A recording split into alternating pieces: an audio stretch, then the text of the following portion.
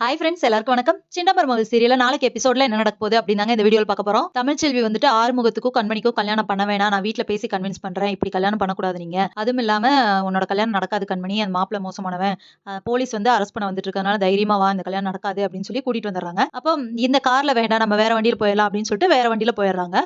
அதுக்குள்ள இங்க வந்து கோயில்ல ஒருத்தங்க பார்த்தாங்க இல்லையா, அவங்க கல்யாணம் பண்றதுக்கு நிக்கிறத பார்த்த ஒருத்தர் வந்துட்டு இன்னொருத்தங்கிட்ட சொல்லி அவங்க வந்து சேதுவோட சித்தப்பாக்கு ஃபோன் பண்ணி சொல்றாங்க, இப்படி வந்து கண்மணியும் ஆறுமுகமும் கல்யாணம் பண்ணிட்டாங்க, மாலையும் கழுத்துமா இருந்தாங்க, தாலி எடுத்து கொடுத்ததே தமிழ்ச்செல்வி தான் அப்படின்னு சொல்லிட்டு அவர் சன்னாசி இருக்காருலே அவர்கிட்ட சொல்லிடுறாங்க. அவர் வந்து கோவத்துல சத்தம் போட்டு எந்த கோயில் என்ன ஏதுன்னு கேட்டுட்டு அங்க கோயிலுக்கு வந்து பாக்குறாங்க, இல்ல இவங்க யாருமே இல்ல. அப்ப வந்துட்டு அந்த பார்த்தவங்க வந்து திருப்பி வந்து சொல்றாங்க, நான் பார்த்தேன் தமிழ்ச்செல்வி தான் தாலி எடுத்து கொடுத்தாங்க அப்படின்னு சொல்லிடுறாங்க. இப்ப இவர் உடனே வந்துட்டு ராஜாங்கத்துக்கு போன் பண்ணி சொல்றாங்க, ஆனா இப்படி வந்துட்டு டிரைவரும் கண்மணி கல்யாணம் பண்ணிட்டாங்களாமா, தமிழ்ச்செல்வி தான் தாலி எடுத்து கொடுத்துருக்கான்னு சொல்லிடுறாங்க. இப்ப ராஜாங்கத்துக்கு செம்ம கோவம், சரி பாத்துக்கலாம் அப்படின்னு சொல்றாரு. இந்த டைம் கரெக்டா சேதுவும் வந்துட்டு மண்டபத்துக்கு வராரு. அப்ப சேது கிட்ட இந்த விஷயத்த சொல்றாங்க, இன்னைக்கு அவங்க வரட்டும் அப்புறம் பேசிக்கிறேன் அப்படின்னு சொல்லிட்டு இருக்காரு. கரெக்டா வந்துட்டு இவங்களும் மண்டபத்துக்கு வந்துடுறாங்க.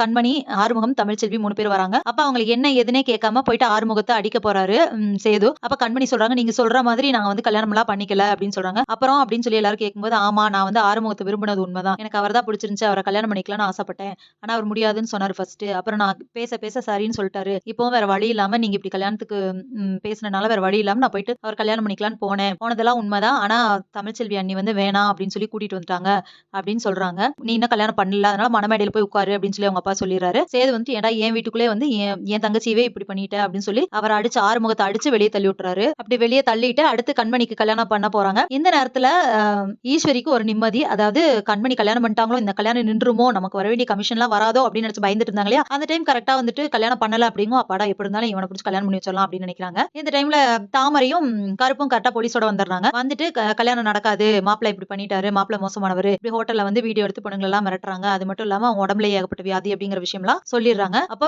எல்லாருமே ஷாக் ஆயிடுறாங்க.